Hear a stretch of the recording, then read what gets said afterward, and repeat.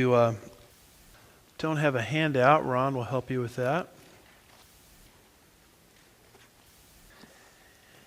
And if we're good to go upstairs, looks like we are, thank you. Let's open our Bibles to 2 Samuel, chapter 7. 2 Samuel chapter 7 and verses 12 through 16. And we are in chapter 17 of the book that I wrote on the kingdom. If you never got a copy of it, see me and I'll give you a free one. You know, as you know, the first part of this series was what does the Bible say about the kingdom? Genesis to Revelation. And we saw that the kingdom is very well developed, offered to Israel, rejected by Israel, and consequently in a state not of cancellation, but what? Postponement, yeah. And from there we started looking at what are the problems with kingdom now theology. A lot of people out there today and really throughout church history arguing that we're in the kingdom now. And the basic problem with that is you have to change the Old Testament definition of the kingdom, as we've talked about. And from there we moved into part 3, which are the passages people use to say we are currently in the kingdom. And we have completed, believe it or not, passages from Christ's ministry. So that's a lot of passages we looked at. This slide and this slide, when you actually spend time and study those passages in depth, you see that none of them teach the present manifestation of the kingdom. So we're now moving away from passages in Christ's ministry to what I think is the real battleground today related to kingdom now theology, passages from the book of Acts, particularly Acts 2. Acts 2 is the main passage people go to now to argue that Jesus is on David's throne and reigning from that position as king over the church. So before we look at Acts 2 in depth, what I would like to do, and I have a whole chapter on this, chapter 17 deals with this issue, chapter 18 deals with the Acts 2 issue. But kind of as a precursor, before getting to Acts 2, we want to ask ourselves, is Jesus now reigning from David's throne? And I was sort of happy that the Lord had us in Revelation 3, verse 21 last Sunday, because that message and then what we're doing here on Wednesday night go together well, very well together. So is Jesus reigning on David's throne? And I have basically 6 responses. We'll only get through, if we're fortunate, 2 of the 6 tonight. But number 1, David's throne is earthly. Number 2, a Davidic heavenly throne changes the original promise grossly. Number 3, no New Testament passage places Jesus on David's throne today. Number 4, the Davidic throne is only going to come into existence after the times of the Gentiles are over. Number 5, a present Davidic throne misunderstands the mystery nature of the church. And then number 6, a present Davidic throne misunderstands the parenthetical nature of the church. So I know that's a lot there, and I just kind of went through those just to show you where we're headed. So we'll be explaining each one as we go. But starting off with the first one here, the first thing we need to understand about David's throne is that every time the Old Testament and the New Testament mentions David's throne, it's always what we would call a literal earthly throne. In other words, it's never heavenly. It's always earthly. Another way of saying it is it's never celestial, because that's what people are saying. Jesus is reigning on this celestial throne. It's always terrestrial. Terrestrial means earthly, celestial means heavenly. So let's look at some verses that show you that what the way David's throne is always portrayed. And it's sort of necessary to understand these verses in order to grasp how people are radically perverting the idea of David's throne and making it heavenly.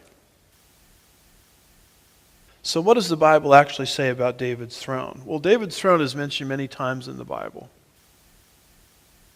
For example, I had you open up to 2 Samuel 7, but here's 2 Samuel 3, verse 10. This is one of the first references to David's throne in the whole Bible. This deals with the eclipse of Saul's reign. Remember, Saul was the first king of Israel over the United Kingdom. He reigned for 40 years. He was replaced by David. David was replaced by Solomon. So as the kingdom is being transferred from Saul to David, you find this verse relative to David's throne, 2 Samuel chapter 3, verse 10. It says, to transfer the kingdom of the house of Saul and to establish the throne of David over Israel and over Judah from Dan to Beersheba. Now, when you look at a map of the nation of Israel, you're going to see that Dan and Beersheba are literal places. They represent the outer edges of Israel. So, from Dan to Beersheba is kind of a euphemism or a cultural sort of idiom for saying the totality of Israel in that day. So, Dan and Beersheba were actually literal geographical places. So was Judah, the tribe of Judah. So was the tribe of Dan. So was the United Kingdom of Israel. And right in that context, you see there, I don't have it underlined, but you see the expression, the throne of David. So the biblical understanding of the throne of David is it's just as literal as Israel, Judah, Dan, Beersheba. It's a terrestrial, earthly throne. And then notice, if you will, 1 Kings 2, verses 11 and 12. It says, the days that David reigned over Israel were 40 years. 7 years he reigned in Hebron. 33 years he reigned in Jerusalem. Now David is replaced by who? Solomon. And Solomon sat on the throne of David his father, and his kingdom was firmly established. So after David left David's throne, Solomon, his successor, sat on that throne. So once again, you see David's throne is just as terrestrial as is the expression Israel, Hebron, Jerusalem, David himself, and Solomon that followed. So there's very little doubt and ambiguity that when you start talking about David's throne, it's always on the earth. Notice Jeremiah 13 and verse 13. It says, then they say to them, thus says the Lord, behold, I am about to fill all the inhabitants of this land. The kings, plural, because David was followed by multiple kings. You have Saul 40 years, David 40 years, Solomon 40 years, and after Solomon left the throne, the kingdom, as you probably know, is divided into the northern and southern kingdoms, and you have a whole bunch of kings occupying David's throne. And in fact, we have a whole book of the Bible on it called 1st and 2nd what? kings. Why is it called that? Because there's an awful lot of kings after David left, particularly in the north and the south. David's throne would still be in the south in Jerusalem. And then the prophet Jeremiah comes along and predicts that that southern kingdom is going to go into captivity, and he explains why. He says, "Then they say to them, Thus says the Lord, Behold, I am about to fill all the inhabitants of this land, the kings that sit for David on his throne, the priests, the prophets, and all the inhabitants of Jerusalem with drunkenness." In other words, judgment is coming. So again, you see the expression, the kings, all literal kings. They're sitting on David's throne.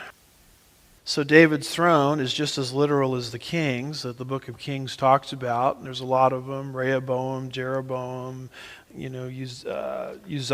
You can go on describing them. And then you have priests mentioned there, prophets, and Jerusalem. Well, are priests literal? Yeah. Are prophets literal? Yeah. We've got one of them writing to us right here, Jeremiah. Is Jerusalem a literal city? Yeah. Is this land literal? Yeah. Well, then David's throne, mentioned right in the mix there, has to be just as literal and terrestrial as everything else. Now, you might be listening to this saying this is obvious. But you have to understand this background to see the perversion of what is happening today in theological circles as people are suddenly transporting David's throne into the heavens. That's why I'm laying down this foundation. Unless you see this foundation, you won't understand the perversion that's going on with Kingdom Now theology. Because one of the tenets of Kingdom Now theology is Jesus is now reigning on David's throne from heaven. And then we have Jeremiah 22, verse 2 and verse 4, and Jeremiah continues, and it says this, "And say, Hear the word of the Lord, O King of Judah, who sits on David's throne. You and your servants and your people who enter these gates, for if you men will indeed perform this thing, then kings will enter the gates of this house, sitting in David's place on his throne, riding in chariots and horses, even the king himself and his servants and his people." So there again, you see the expression David's throne right in the midst of king, Judah, servants, people, gates. The Bible says Yahweh loves the gates of Zion. Those were always understood as literal gates. Men, kings, house, David, chariots, horses, servants, people, were all those things normal, literal things? Well, of course they were. So why would David's throne be any different? Because David's throne is mentioned right there in the mix of everything else. And then we come to the verse I had you open up to, and this is what is called the Davidic Covenant. This is a covenant that God made with David and his household. In fact, it was David that wanted to build a house for the Lord. And God did not allow him to do that because David was a man of what? War. So the privilege of building the house would go to who? Solomon. Doesn't the word Solomon sound a little bit like shalom? Which in Hebrew means what? Peace. So the privilege of building the temple went to Solomon, who was not a man of war. But in this chapter, David says to God, I want to build you a house. And God says, no, you can't build me a house because you're a man of war, not a man of peace. I'm going to build you a house. Wouldn't that be something? God, I want to build you a house. And God says, no, David, I'm going to build you a house. And he gives to David what is called the Davidic Covenant, which is basically a covenant that there's coming from David's lineage an eternal dynasty, including an eternal throne. And notice what this passage says. When your days are complete and you lie down with your fathers, I will raise up your descendants after you who will come forth from you. I will establish his kingdom. He shall build a house for my name, and I will establish the throne of his kingdom forever. I will be a father to him, and he will be a son to me. When he commits iniquity, I will correct him with the rod of men and the strokes of the sons of men. But my loving kindness shall not depart from him, as I took it away from Saul, whom I removed before you. Your house, and here's the key line, your house and your kingdom shall endure before me. Your throne shall be established forever. In accordance with all of these words and all of the visions, so Nathan is the prophet that God is using to deliver this message to David. So Nathan spoke to David. Now, as you go through this, there's not the foggiest hint that it's speaking of heaven. Everybody interprets this as earthly. One of your descendants, that would be a biological descendant of David. Of course, we know the one who will fulfill this is who? Jesus, and that's why Matthew's genealogy links Jesus back to who? David, to show that David is the rightful heir to this, to show that Jesus is the rightful heir to this throne. But you'll see the words descendant, you see the word throne of his kingdom. In other words, just as David's throne was literal, the throne that the Messiah will sit on will be terrestrial, earthly, and literal as well. Your house and your kingdom shall endure before me forever. Your throne shall be established forever. And so God spoke these things to David. Now, John Walvoord, one of the great defenders of the view that we promote at this church, dispensationalism, says this of the Davidic Covenant, which we just read. He says the covenant with David is not only given twice in its major content, namely 2 Samuel 7, and then you'll find a parallel passage in 1 Chronicles 17, but it is also confirmed in Psalm 89. In this and other Old Testament references, there is no allusion anywhere to the idea that these promises are to be understood in a spiritualized sense as referring to the church or to a reign of God in heaven. See, the kingdom now theologians say it's happening now over the church from heaven. But you see, you have to get that, you've got to rewrite what it originally says. That's Walvoord's point. Rather, it is linked to the earth and to the seed of Israel and to the land. That would be the land of Israel. There is no indication that the kingdom extended to a spiritual entity such as the church, nor that the throne in view is the throne of God in heaven rather than the throne of David on the earth. Such a situation does not prevail in this age. And it's not related here or elsewhere to the reign of Christ from the throne of his Father in heaven. You see, and this is why we're teaching postponement theology. We believe that this has been postponed because the literal sense of this passage is not being fulfilled today. You can look at Jerusalem and you can see there is no reign of David there. There is no Jesus there, and the throne of David, even if it existed, is unoccupied. Israel is an unbelieving nation. So to make this happening today over the church, you have to rewrite this, and those are your choices. You can either believe kingdom now theology, which rewrites these passages, or you can say, God means what he says and says what he means, and didn't say something in 2 Samuel 7 to deceive the original audience, who all interpreted it as a literal throne on the earth, and say, well, therefore, if it isn't happening today like that, it must be in a state of abeyance or postponement. So the Davidic Covenant, and this is a review from lessons we've done earlier, is actually an outworking of the Abrahamic Covenant, where God promised to Abraham's descendants in Genesis 15 three things: land, seed, and blessing. Right? Those are your three basic promises that God gave to Israel. The land is amplified in the land covenant, Deuteronomy 29 and 30.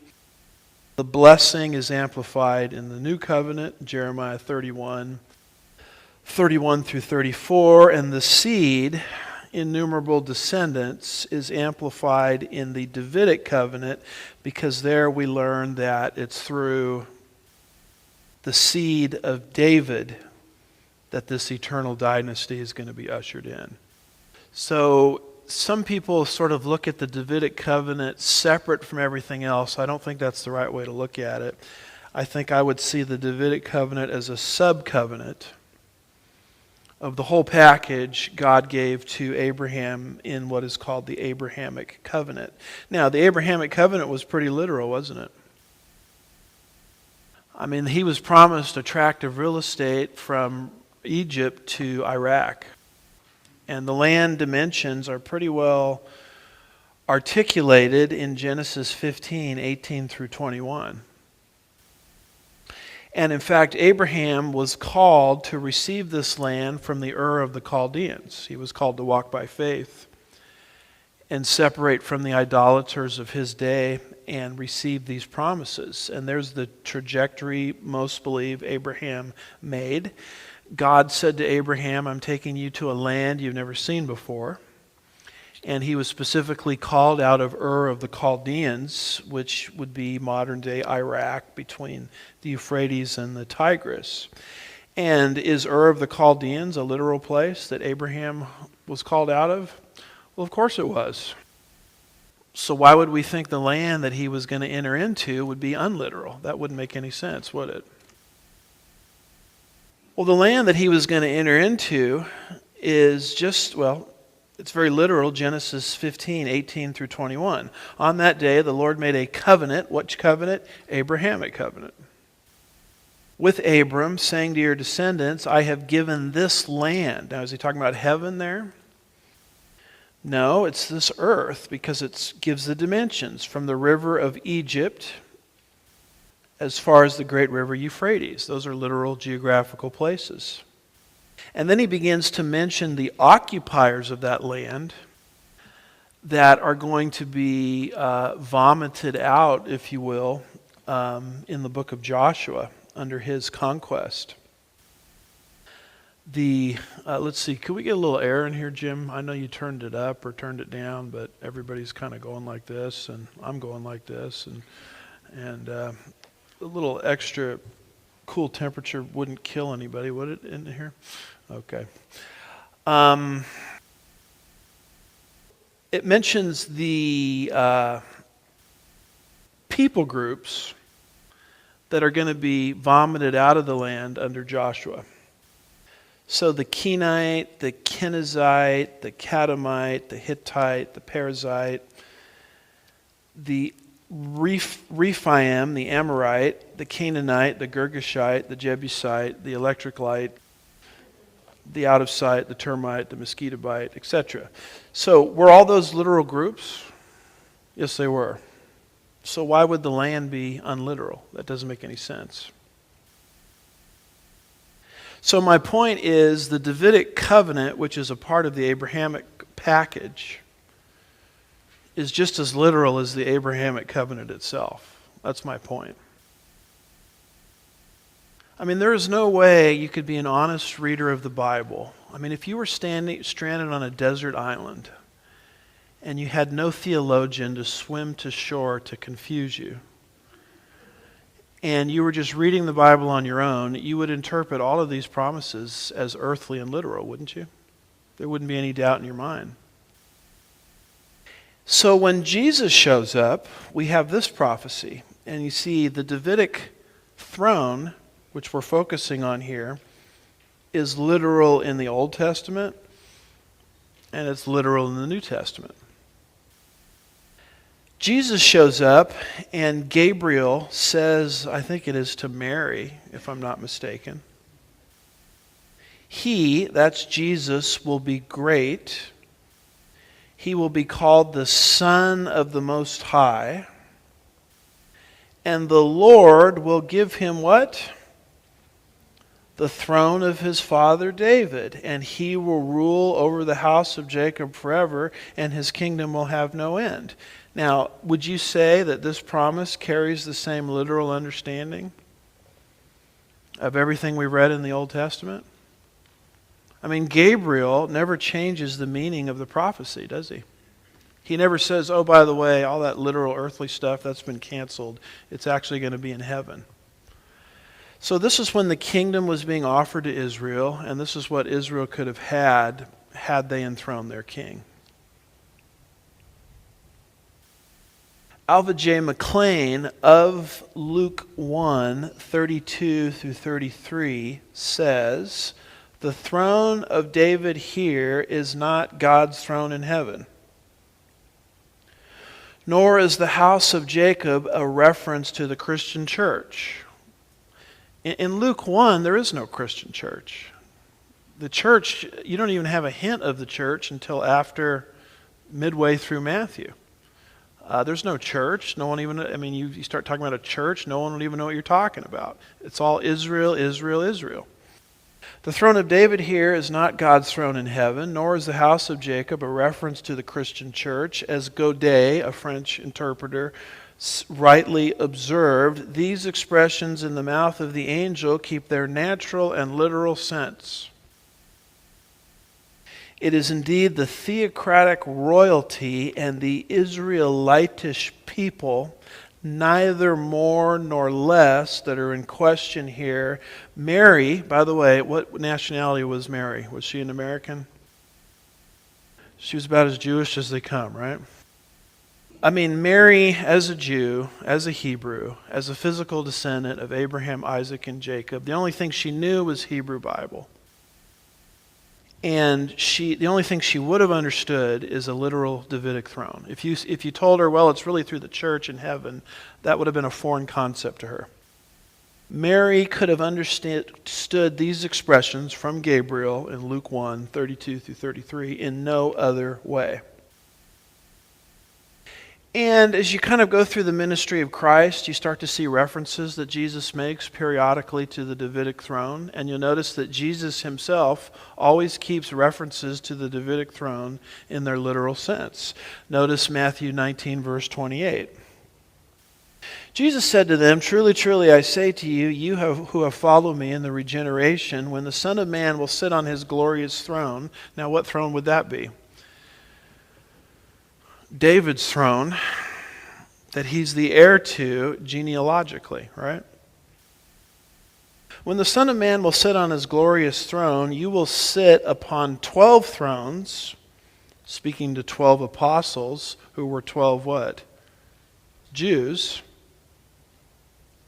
judging the 12 tribes of Israel. Now, where do you think their minds went when he made that statement? They didn't go into the New Testament. There is no New Testament. I think their minds went right back to Ezekiel 47, which describes the apportionment and tribal allotment of land in the millennial kingdom. That's a picture from Thomas Ice's prophecy chart book. I personally like Gabriel Morris's picture better. No offense to Thomas Ice. But I like Gabe's picture better. He drew out basically the same thing. It's right out of Ezekiel 47. It's explaining the different parts of the land that each of the 12 tribes will inherit. And if you're nice to Gabe, he may give you a copy of that picture if you're interested in it. So I think when Jesus says, you who have followed me at the regeneration of all things, i.e. the millennium, are going to sit on 12 thrones governing the 12 tribes of Israel. And they understood Jesus is on a literal throne in David, and they would each be given governing authority over each of the 12 tribes. It's all very literal. Jesus in Matthew 20:21 deals with the mother of the sons of Zebedee, James and John, who wanted her two boys to get ahead in life. Kind of sounds like a good Jewish mother, right? Want their boys to grow up and be lawyers and doctors and work on Wall Street and all that kind of stuff. So she comes to Jesus, and it says this: the mother of the sons of Zebedee came to Jesus with her sons, bowing down and making a request of him. And he said to her, "What do you wish?" And now this is no small wish. She said to him, "Command that in your kingdom..." Now what kingdom? He didn't say to her, "Well, stop right there, we're in the kingdom now." It's the kingdom that, these are all Hebrews, it's the kingdom that they all read about and anticipated was coming, and in fact thought was going to be set up right then and there as it was being offered to Israel. Command that in your kingdom that these two sons of mine may sit on your right and on your left. Wow, that's a pretty bold request.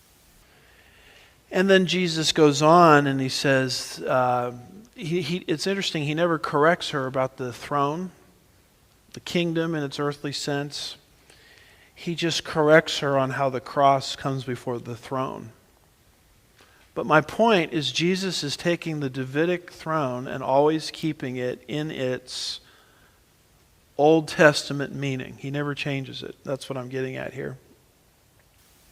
So when is that Davidic throne going to be occupied? It will not be occupied until Matthew 25:31,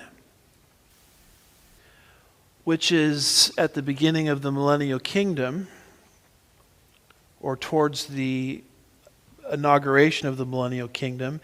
It says, "But when the Son of Man comes in his glory..." Now, is that the rapture? That's not the rapture. This is the second advent of Jesus at the end of the 7-year tribulation period. "When the Son of Man comes in his glory and all the angels with him, he will sit on" what? His glorious throne. In other words, it's not until this event that you're going to see the Davidic throne in Jerusalem occupied over a believing Israel. So until this event happens, Jesus is not on David's throne. Which throne is he on? The Father's throne where? In heaven. So Jesus keeps the Davidic throne in its same terrestrial meaning. And that leads to the inauguration of the kingdom, which you can't have until you have the king sitting on David's throne. So, what am I trying to get at with this subject of David's throne? I'm just trying to make a simple point that David's throne is earthly. Old Testament and New Testament, it is earthly. And you have to get that foundation to appreciate the next point that I'm going to make, and to understand the perversion that's being forced into the Bible through Kingdom Now theology. So this takes us to point number 2. Arguing that David's throne is now celestial, not terrestrial, celestial or heavenly, not earthly, not over Israel but over the church, does what to the original promise? It changes its original meaning. And the name or the word change is extremely important. And the reason it's extremely important is because of a proper understanding of progressive revelation. Now don't go to sleep on me here. This is the whole deal that I'm getting at. Progressive revelation, progress of revelation. What in the world does that mean? What it means is this: as the Bible develops concepts from Genesis to Revelation, it never takes an existing concept and changes it, ever. The only thing it will do is it will take an existing concept and clarify it, maybe specify something or amplify something, but it never changes it. Because what the Bible does at the very beginning is it starts off very generically. And it says, for example, that there's going to be a Messiah who's going to come forth from the seed of the woman who is going to crush the serpent's head. Now, as you travel through the Bible, what you get is more information on who this coming one is. You learn he's going to come from the tribe of Judah. First of all, he's going to be Hebrew. Then he's going to come from the tribe of Judah. And then he's going to come from the city of Bethlehem. And then he's going to be born of a virgin. And then he's going to be pierced. And then he's going to rise from the dead, all Old Testament, Psalm 16. And you'll notice that all this information that keeps coming, did it ever change the original promise? In Genesis 3:15, it never did. It simply clarified or specified or amplified. If the Bible all of a sudden came along and said, well, guess what? The Messiah is not going to come from the seed of the woman. He's going to be dropped out of the sky with no connection to the human race at all. That would be a change in the original promise, which would defy the doctrine of progressive revelation. You see, and this is what makes your Bible very different than the Quran, because the Muslims will say there are certain prophecies of peace, and then there are certain prophecies of war, and it really depends on whether they get the upper hand in a culture. Because they go from house of peace, I think it's what it's called. I may have the vocabulary a little wrong, but house of peace to house of war really fast. And they stop quoting all the peaceful verses in the Quran. And all of a sudden they start quoting all the warlike verses. Because Muhammad had different strategies depending on whether he was in Mecca or Medina. Because in one of those areas he didn't have the upper hand, so he wanted to cooperate with the existing population, but once he got the upper hand, he suddenly went warlike. And you say, well, what happened to all the prophecies and promises of peace? And the Muslims have a term for it, and Sharam Hadian, when he was here, told us about it. The term is, anybody remember? They have been, starts with an A, abrogated. So all of a sudden the war prophecies have canceled the peace prophecies, just like that. How convenient is that? The Bible does not work that way. The Bible does not abrogate prophecies and promises. It never comes along and says, yeah, all that Old Testament stuff about an earthly throne on David's throne in Jerusalem, all canceled. That would be an abrogation. That concept is akin to Islam. It has nothing to do with God's Word. God's Word functions according to progressive revelation, meaning latter revelation can explain former revelation, but it can never alter it. And the reason it can never alter it is, what would it do to God's character who made the original promise? It would make God a what? A liar. That means everything he spoke originally was a lie. Now, that may be fine in Islam, but it doesn't work in biblical Christianity, where God is bound to operate by certain moral laws that govern himself, just like he wants to govern us. So in progressive revelation, and this is very important to understand, the New Testament is never going to cancel, it's never going to change, it's never going to alter an existing Old Testament idea. You take the Abrahamic Covenant that we just talked about, the promises of land, seed, and blessing. In fact, I had a chart a little earlier on that. What is happening in the Bible is subsequent covenants are not altering those original promises given to Abraham, but they're amplifying, clarifying, explaining, adding specificity, but never changing. You see that? So, if somebody comes along and says the Davidic throne is no longer on the earth, but it's in heaven, what have they just done to the original promise? They've changed it. And that in and of itself should send up your antenna, discernment, awareness antenna. Something is not right. Because God's Word doesn't work that way. And we have a concept to explain this called progressive revelation. So Robert Lightner, who was one of my many mentors, he was one of the best, he's with the Lord now, says this concerning people who put David's throne into heaven. Currently, he says, so they have not only changed the people to include the church, the original promise never covered the church, but they have also changed the place where the covenant is to be fulfilled. Now it's not only on earth, but it's also where? In heaven. The people have changed, and the place has changed. An abrupt change like that is not progressive revelation. It contradicts progressive revelation because the change is too radical. And if I can be so bold, he mentions two things that get changed in Kingdom Now theology, people and place. Let me be so bold as to add a third. The regenerated status of Israel changes.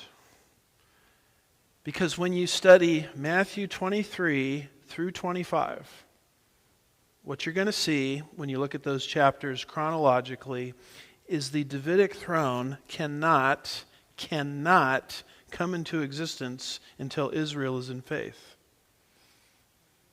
That's why we don't have the Davidic throne today on the earth or anywhere. Jesus was very clear on this. He said, Jerusalem, Jerusalem, you who stone those who kills the prophets and stone those who sent her. How often I have longed to gather you together as a hen gathers her chicks under her wings, but you were unwilling. Behold, your house is left to you desolate, etc.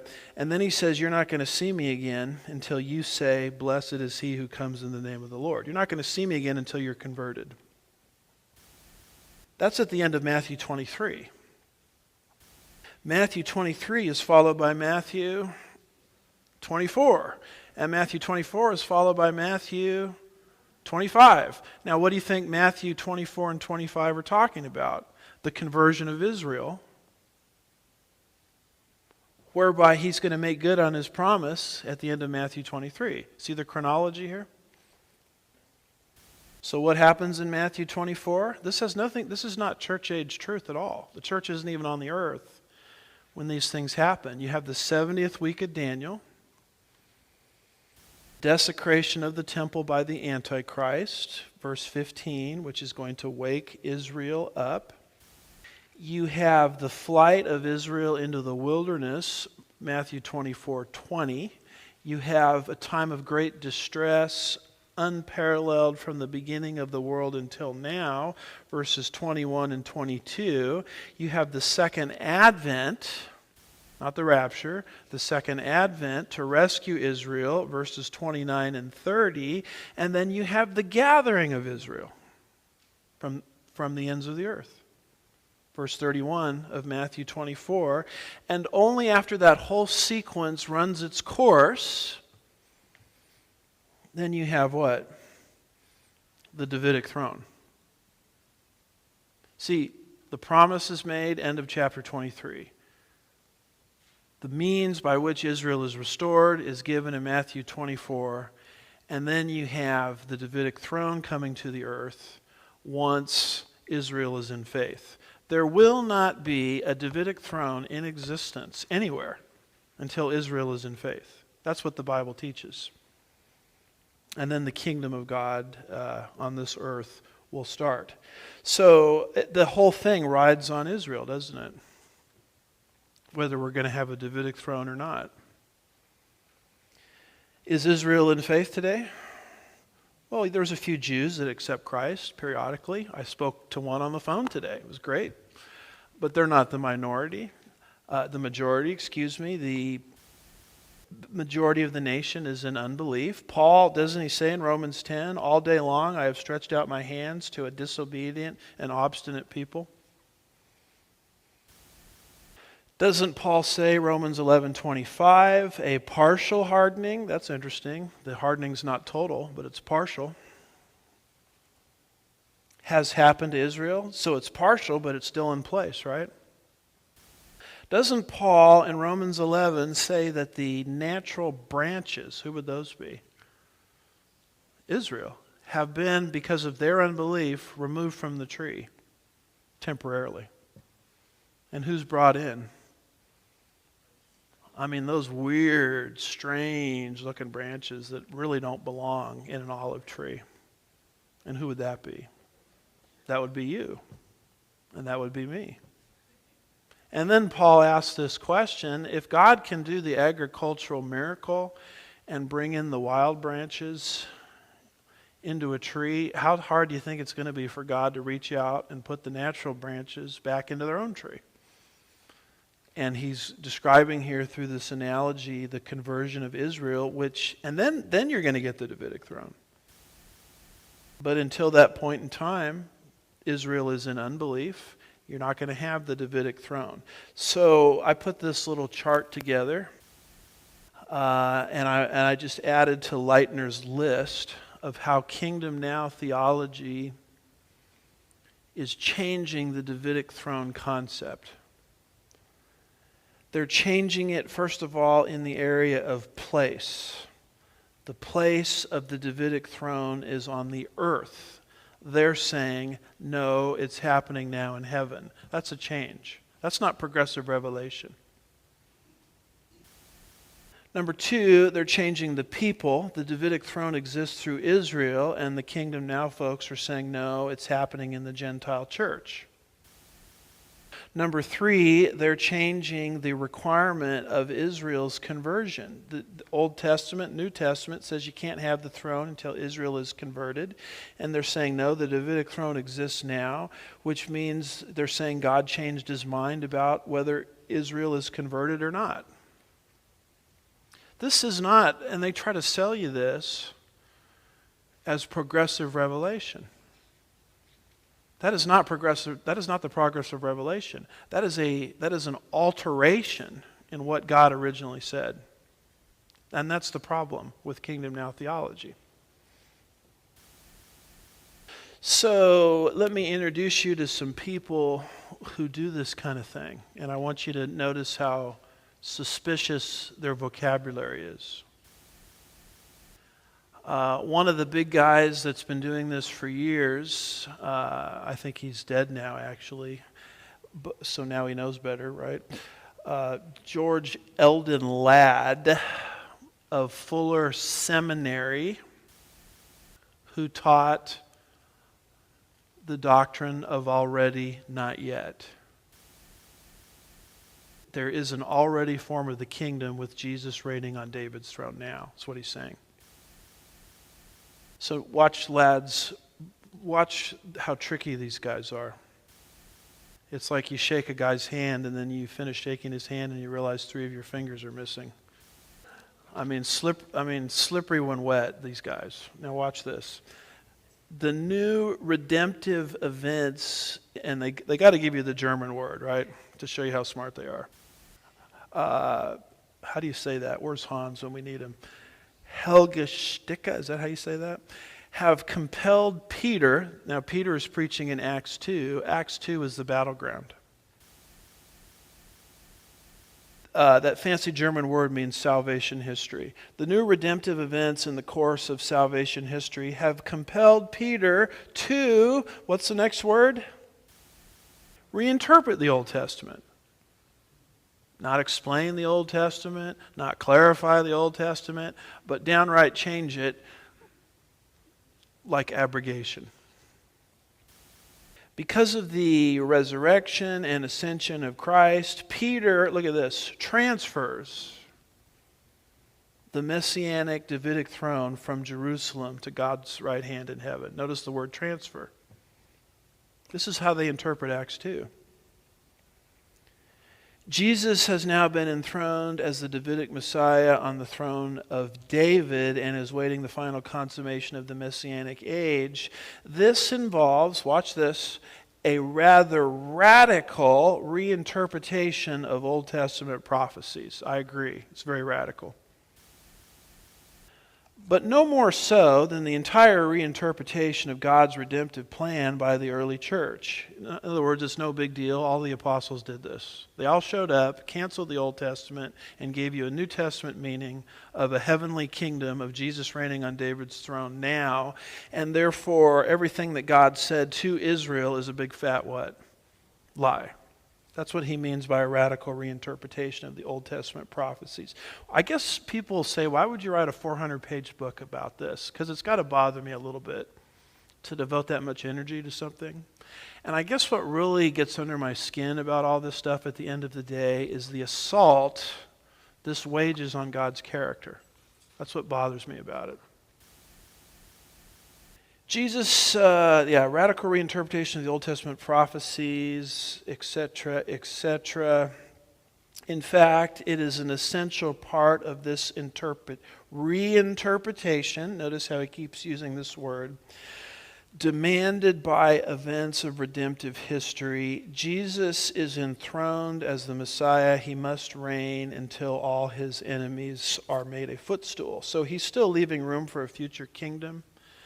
But he gets the whole thing not from the Old Testament. He gets it from Romans 11. And he doesn't even have Israel as the center of his kingdom. So he gets to call himself a premillennialist. But because of his already not yet view, he's changing what the promises said. He's building his doctrine of the kingdom from the completely wrong place of the Bible. You know, the only thing Paul's doing in Romans 11 is he is summarizing everything that's already given in the Old Testament. I was listening to an amillennialist on the internet not too long ago, and the guy was going on and on about how everybody gets their view of the kingdom from Revelation 20. And I'm screaming at the computer, I don't get my view of the kingdom from Revelation 20. Revelation 20 just is a summation of everything that's in the Old Testament. Everything in Revelation 20 is already revealed in the Old Testament. The only thing Revelation 20 really tells you that the Old Testament doesn't tell you is it's going to last 1,000 years. Other than that, the whole package is laid out through the covenants. So I am not a reader of the Bible that believes the New Testament changes the Old Testament. Because I'm a believer in the progress of Revelation, which says subsequent revelation will amplify, clarify, give details, but never alter.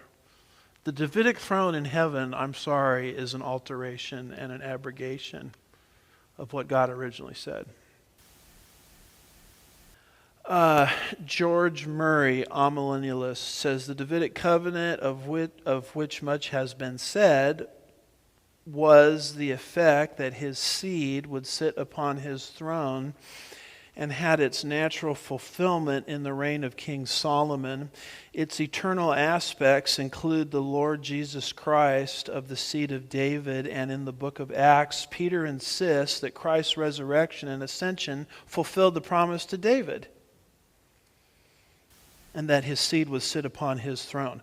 Why insist then on a literal fulfillment of a promise which the Scriptures certify to have had a spiritual fulfillment?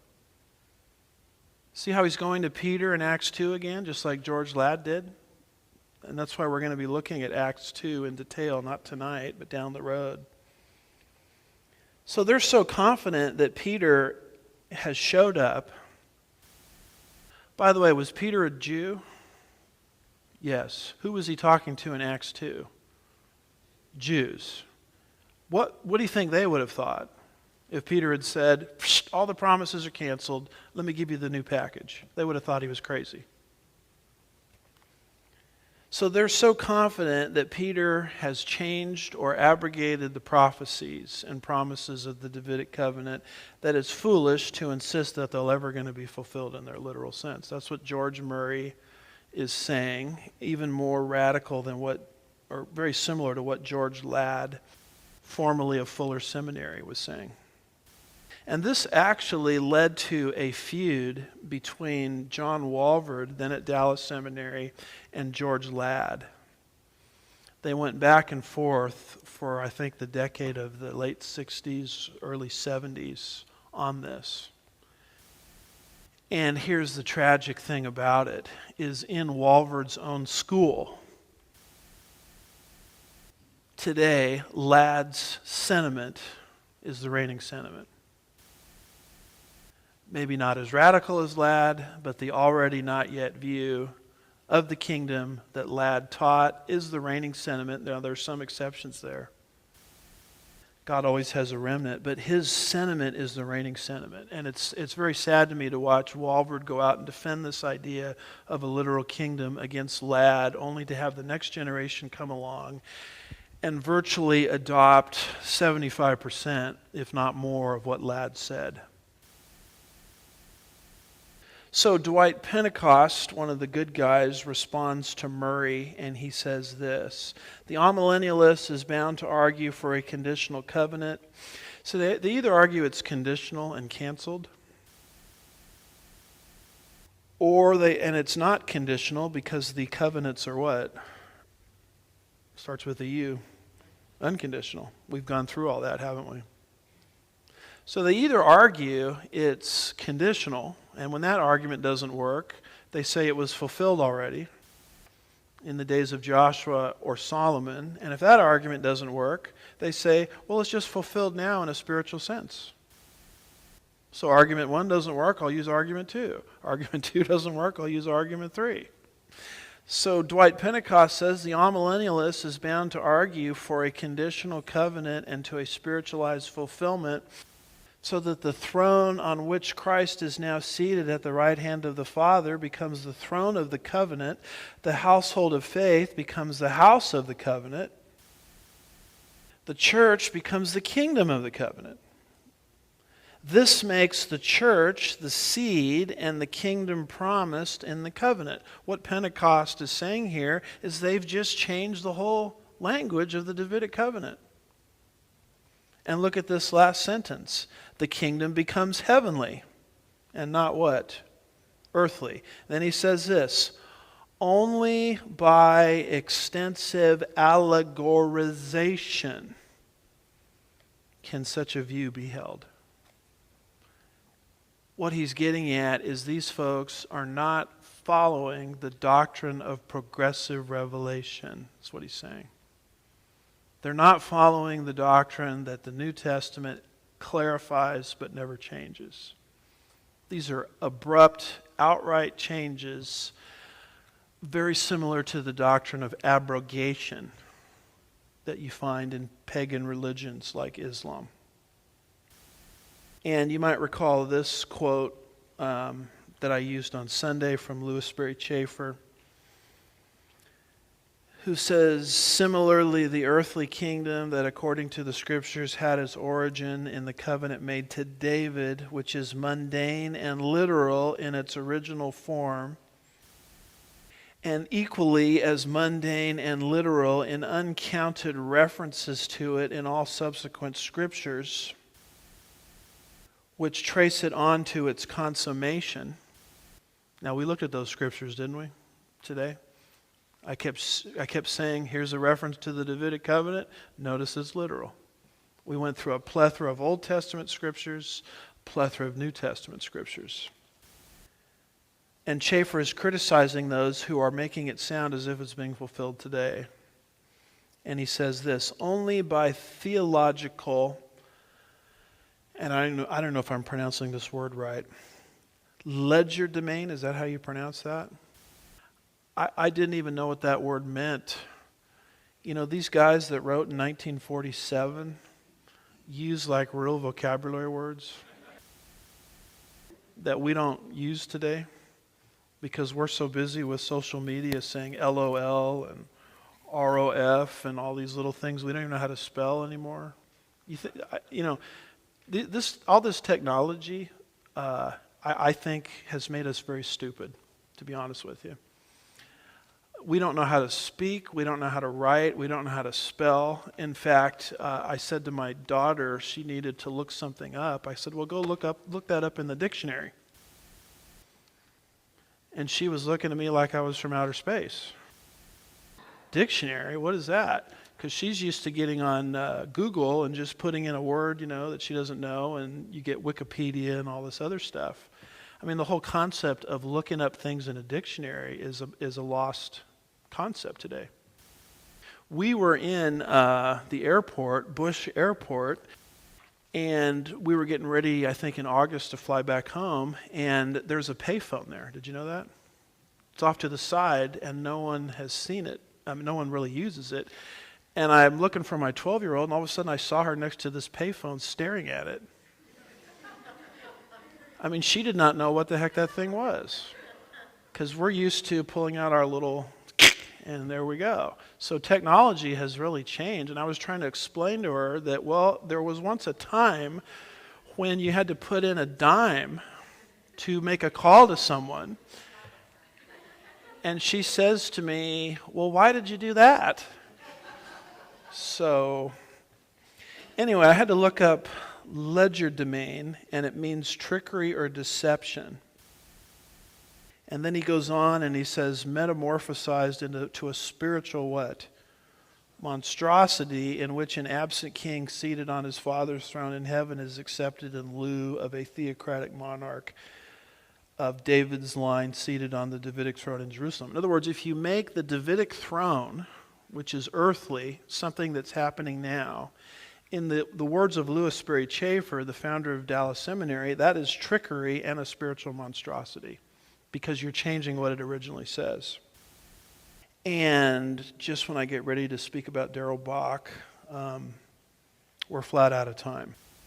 So we'll talk about him and his progressive dispensationalism the next time I'm with you, because he's trying to argue the same thing. He's trying to say that the Davidic throne and the heavenly throne of Jesus at the right hand of the Father are one and the same. He's doing the same thing that Ladd did, but he has a slightly different technique that he uses called complementary hermeneutics, which I'll expose you to the next time I'm with you. So at this time, 8:02, not too bad. We'll let people pick up their kids or go if they need to do that. And if anybody wants to open it up for Q&A, we can do that.